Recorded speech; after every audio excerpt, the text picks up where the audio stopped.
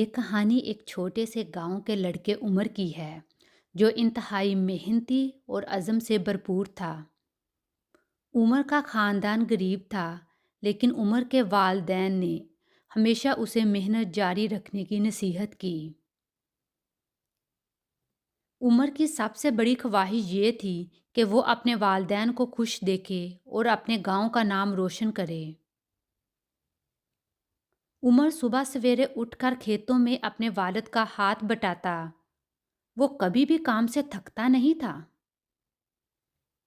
اور ہمیشہ اپنی پڑھائی پر بھی توجہ دیتا تھا۔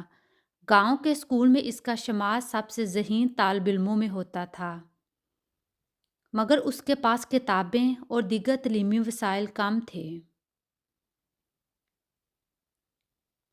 ایک دن گاؤں میں ایک بڑا تعلیمی مقابلہ ہوا جس میں پورے علاقے کے بچے شریک ہو سکتے تھے۔ عمر نے اسے سنہری موقع سمجھا اور دل لگا کر تیاری شروع کی۔ اس کے پاس پڑھنے کے لیے مہنگی کتابیں نہیں تھیں، لیکن اس نے اپنی سستانی سے سیکھے ہوئے سبق کو اپنے دل و دماغ میں سمو لیا۔ وہ دن رات محنت کرتا اور ہر موقع پر اپنے خوابوں کی طرف قدم بڑھاتا۔ مقابلے کا دن آیا اور عمر نے اپنی محنت کا پھل پایا۔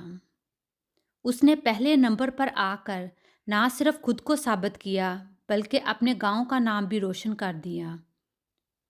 اس کی کامیابی نے نہ صرف اس کے خاندان کو خوشی دی بلکہ پورے گاؤں کے لوگوں کو یہ سبق دیا کہ محنت کبھی ضائع نہیں جاتی۔